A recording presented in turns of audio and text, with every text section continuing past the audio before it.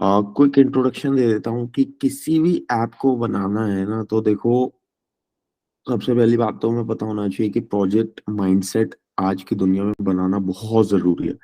उसका मैं आपको एग्जांपल देता हूँ कि जैसे अभी कुछ 2-3 हफ्ते पहले ही, अब मैं आपको छोटा सा एग्जांपल देता हूँ इसमें ना, कि ज्यादा कॉम्प्लिकेटेड एग्जांपल नहीं है। तो हमारी ही कम्युनिटी के अंदर ही छोटी सी हम कभी कभी हैकाथॉन रख लेते हैं, हालांकि वो सिस्टमेटिक उस तरीके से नहीं चल पा रही है, बट मैं आपको एग्जांपल देता हूँ।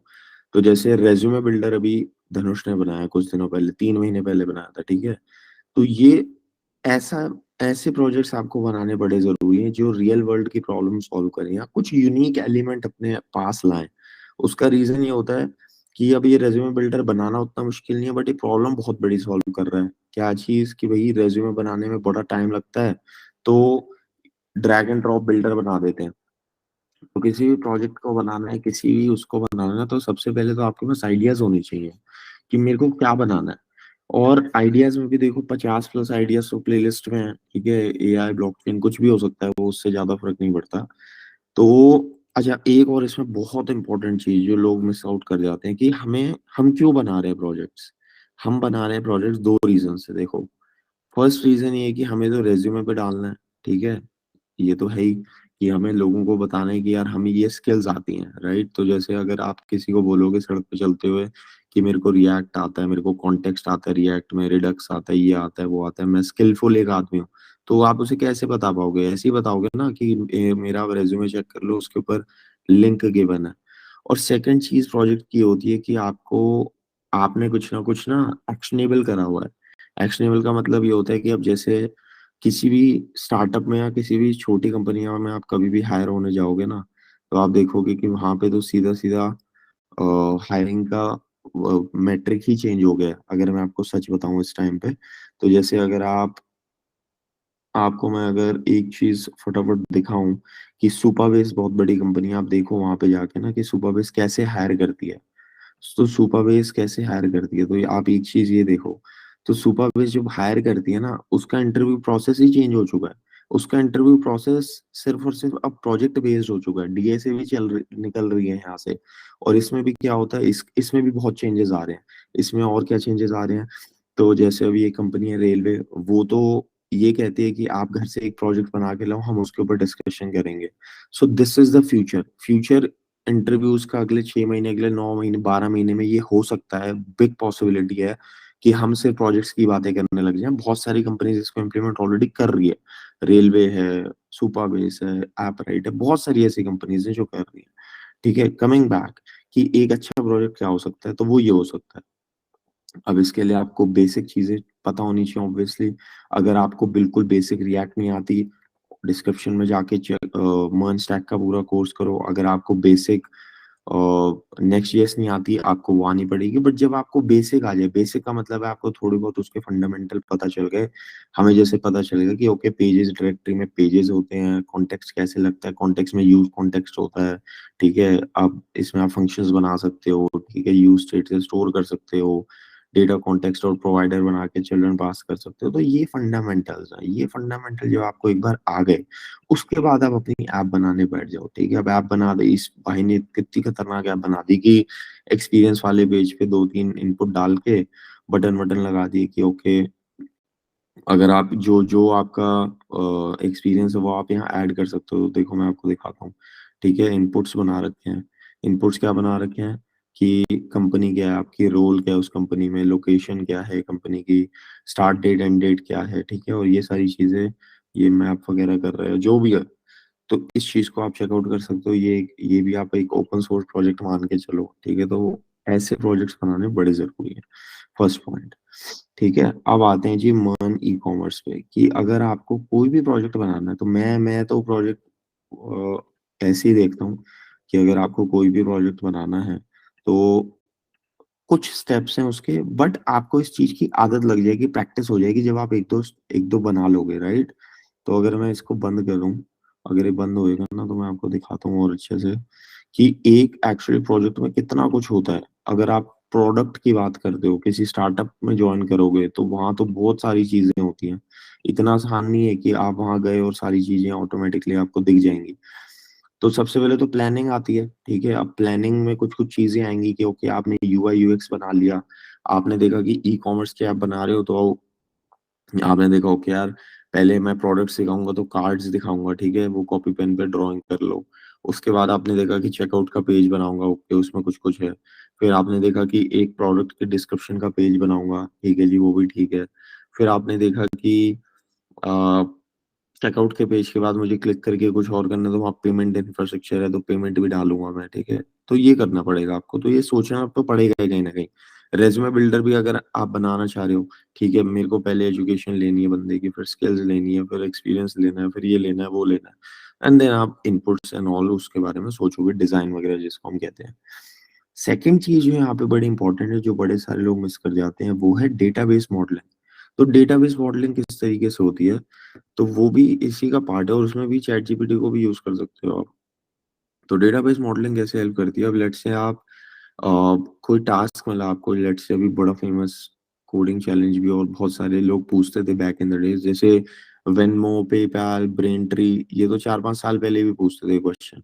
तो वो कहते थे कि आप हमें ना हमारी एपीआई यूज करके एक प्रोडक्ट बना के दिखाओ। हम आपको एक एपीआई दे देंगे, slash API slash home slash what, इसका हम एक्सेस दे देंगे आपको, और आपको इसको यूज करना है। तो जब आपके पास एक एपीआई होगी तो आप उस पर पोस्ट रिक्वेस्ट मारोगे एपीआई पे, एंड देन आप उस पर कुछ बनाओगे। तो इसमें क्या है कि डेटाबेस मॉडलिंग बहुत जरूरी है, कि उस एपीआई से आपको क्या डेटा मिल रहा है, किस फॉर्मेट में मिल रहा है, कैसे मिल रही है वो चीजें। तो अगर यूजर आपको मिल रहा है तो यूजर में आईडी है, नेम है, ये है वो है, blah blah blah blah. But this is very easy. But अगर आपको मैं यही बोलता हूँ कि आपको यहाँ पे पेमेंट्स डालनी है, तो पेमेंट्स का भी एक कॉलम आ जाएगा इसी टेबल में, उसे हम कहेंगे पेमेंट, पेमेंट डेट बोल लो आप, ठीक है, पेमेंट डेट, पेमेंट सब्सक्रिप्शन, ये वो। फिर मैं बोलता हूँ कि 3 लेवल की पेमेंट है, ये बिगनर है, ये इंटरमीडिएट है, या मंथली पेमेंट है, जैसे कम्युनिटी में होती है, मंथली है, 6 महीने है, 12 महीने। तो हम इसमें एक और डाल देंगे, पेमेंट ड्यू करके डाल सकते हो, या जो भी है। तो ये डेटाबेस मॉडलिंग का ना कहीं पार्ट है, तो this is also very important. इसमें भी आप चैट जीपीटी को यूज कर सकते हो अच्छे से, कि यार मेरे को डेटा मॉडलिंग बताओ कैसे करनी है, क्या करनी है। और इसमें दो चीजें बड़ी अच्छी आ गई हैं आज के डेट में, वो है प्रिज्मा और ग्राफ क्यूएल। तो अगर मैं आपको क्विकली दिखाऊं ना, क्विकली ओवरव्यू दे देता हूँ, ज्यादा ओवरवेलम नहीं करना चाहता मैं किसी भी चीज से। दीज आर जस्ट एडिशनल, मतलब ऐसा नहीं है कि प्रिज्मा आना ही चाहिए, बट ये एडवांस चीजें थोड़ी सी आप मैं बोलूंगा। तो ये इसमें क्या है कि इसमें आपको एक प्रिज्मा की स्कीमा बनाना पड़ता है, स्कीमा। तो स्कीमा डॉट प्रिज्मा करके ना, तो अगर आप देखोगे एग्जांपल्स इनके नीचे, तो ये तो फ्रंट एंड वाले एग्जांपल्स हैं, बट इनका कहीं ना कहीं यार होता है। अभी तो आई थिंक ढूंढना बड़ा मुश्किल हो जाएगा, या एग्जांपल्स अगर इनके पास हो। तो इनके पास क्या होता है ना, इनके पास एक स्कीमा करके चीज अवेलेबल होती है, कि प्रिज्मा में आप स्कीमा बना सकते हो। तो एनीवेज वो आप चेक कर लेना, वो बड़ा आसान होता है। प्रिज्मा में स्कीमा बन जाता है, उस स्कीमा को आप यूज कर सकते हो बोथ साइड्स, कि ओके उसमें यूजर में कुछ भी लोड करना है, वो सही चीजें, ठीक है। एंड सेकंड हमारे पास आता है ग्राफ क्यूएल। तो ग्राफ क्यूएल तो हमारी क्वेरी लैंग्वेज है, तो जैसे रेस्ट एपीआई होती है वैसे ग्राफ क्यूएल है। तो इस एचटीटीपी जो आप सिंपल रिक्वेस्ट मारते हो, तो इसमें अगर आप देखोगे ना, देखो इसमें क्या होता है कि इसमें आप डिस्क्राइब कर सकते हो अपना डेटा, हमें सब कुछ लाने की जरूरत नहीं है। तो सब कुछ इन द सेंस कि लेट से आप ई कॉमर्स की ऐप बना रहे हो, आपको बुक्स का डेटा चाहिए, तो आपने क्या करा, सारी बुक्स मंगा ली, मतलब बुक्स के अंदर जो भी पड़ा है वो मंगा लिया। ऑथर भी है, नाम भी है, डिस्क्रिप्शन भी है, आईडी भी है, डेट भी है, कवर भी है, इमेज भी है, ये भी है, वो भी है। बट ऐसा हो सकता है कि आपको उस पेज पे सिर्फ नाम दिखाना हो, तो आप यहाँ क्या लिखोगे, नाम नाम नाम मंगा लोगे बस। देखो सेकंड सेकंड कॉलम देखो, ask for what you want. आप सिर्फ क्या करोगे, प्रोजेक्ट नेम ग्राफक्यूएल बुक्स, और यहाँ पे सिर्फ नेम लिख दोगे। नेम लिखोगे ना तो वही आ जाएगा। तो this is GraphQL.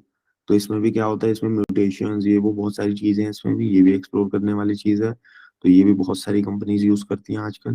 This is also very important, ये आपको एक लेवल ऊपर लेके जाएगी, ठीक है। तो ये भी आप चेक कर सकते हो जावास्क्रिप्ट वगैरह से। तो इसमें भी क्या होता है, इसमें भी कुछ नहीं है, लिटरली स्कीमा बनता है, और स्कीमा बन के एक सर्वर बनता है, अपोलो सर्वर। अपोलो सर्वर बन जाता है।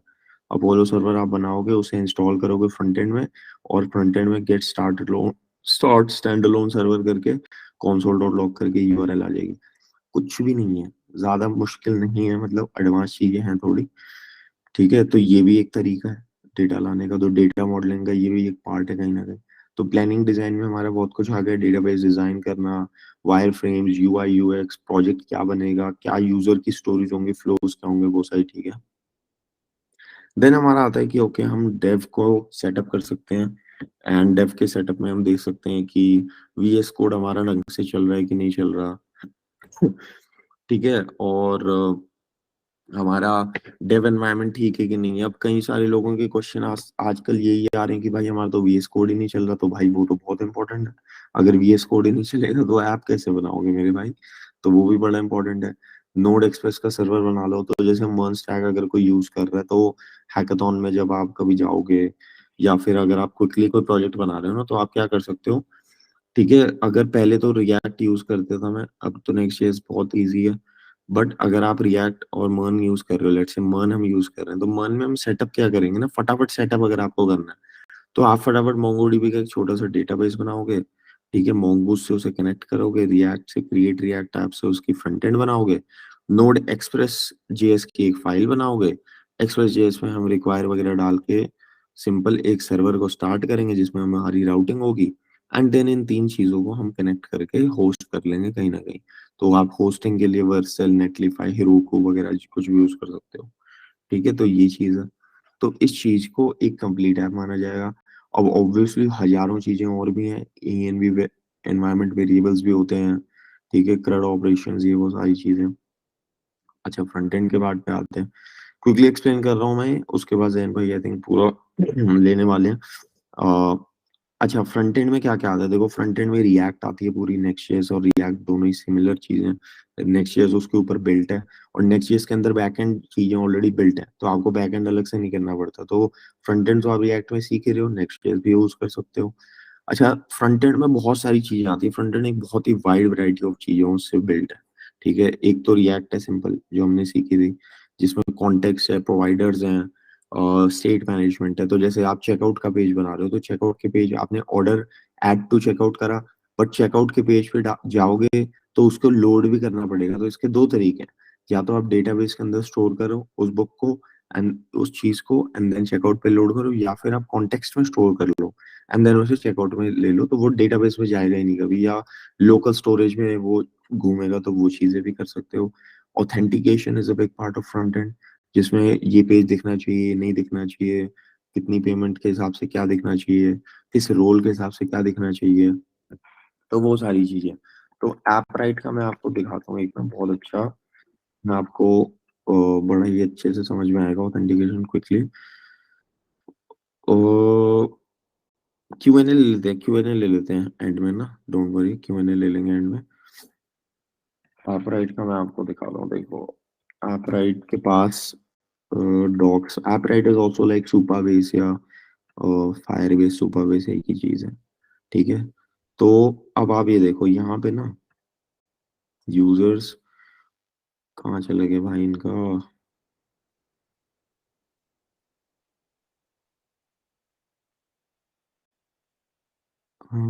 इनके रोल्स होते थे यार, रोल्स, रोल सेट कर सकते थे आप, आई थिंक लेवल में हो सकते हो, क्या पता। बट हाँ, मतलब आप मोटा मोटा समझ पा रहे हो कि कुछ ना आपके पास रोल या यूजर के लिए कुछ ना कुछ चीज है, उसके हिसाब से आप कुछ कुछ करना पड़ेगा आपको, कि भाई अगर ये मैनेजर है तो क्या करना है, अगर ये कुछ और है तो क्या करना है। ठीक है, तो वो चीज मैं देख नहीं पा रहा है यहाँ, कहाँ थी मैं भूल गया। बट मोटा मोटा आपको समझ में आ रहा है क्या कह रहा हूँ मैं, कि ऑथेंटिकेशन बहुत बड़ा पार्ट है, कि किसका क्या रोल है। ये मैनेजर है, अगर रेस्टोरेंट की आप बना रहे हो लेट्स से, ये मैनेजर है, ये कस्टमर है, ये यूजर है, ये मिडल मैन है, ये शेफ है, ठीक है, ये काम वाला है, ये जो भी है। तो पांच छह रोल्स डिफाइन कर सकते हो आप, इनम डिफाइन कर सकते हो उसमें, उस हिसाब से उसको क्वेरी कर सकते हो। ऑथेंटिकेशन के लिए नेक्स्ट ऑथ यूज कर लो, फायरबेस, सुपरबेस, कुछ भी यूज कर सकते हो, मोंगोडीबी में भी यूजर्स को स्टोर कर सकते हो, उसमें भी कोई दिक्कत नहीं है। ठीक है, तो वो है। एंड देन कुछ कुछ चीजें आती है फ्रंट एंड में, कि यार आप प्रोडक्ट पेज बनाए, ये बनाए, बट मोटा मोटा फुल स्टैक अगर मैं बैक एंड को भी इसी में ले लूँ ना, कोई भी ऐप सिर्फ और सिर्फ दो चीजों पे एक ही चीज पे आके अटक जाती है, वो है CRUD एप्लीकेशन। मतलब हर एप्लीकेशन अगर आप देखोगे तो एक तरीके से वो क्रड एप्लीकेशन ही है, चाहे वो फेसबुक हो, चाहे वो अमेज़न, कुछ भी हो, जिसमें क्रिएट, रीड, अपडेट, डिलीट ही हो रही हैं चीज़ें, तो वही फुल स्टैक ऐप है। तो हम क्या कर सकते हैं, मैं तो क्विकली जब मैं बनाने की कोशिश करता था तो कैसे करता था वो बताता हूँ। क्विकली जब मैं बनाने की कोशिश करता था तो मैं फर्स्ट ऑफ ऑल तो क्या करता था कि डेटाबेस को बनाता था फटाफट, डेटाबेस मॉडलिंग करी, ओके भैया प्रोडक्ट्स बना लिया हमने डेटाबेस में, ठीक है। अब प्रोडक्ट्स बनाने के बाद क्या करा, प्रोडक्ट्स बनाने के बाद उस प्रोडक्ट को क्वेरी मार दिया, उन प्रोडक्ट्स को क्वेरी मारा तो हमारे पास 1 2 3 तीन प्रोडक्ट दिख गए।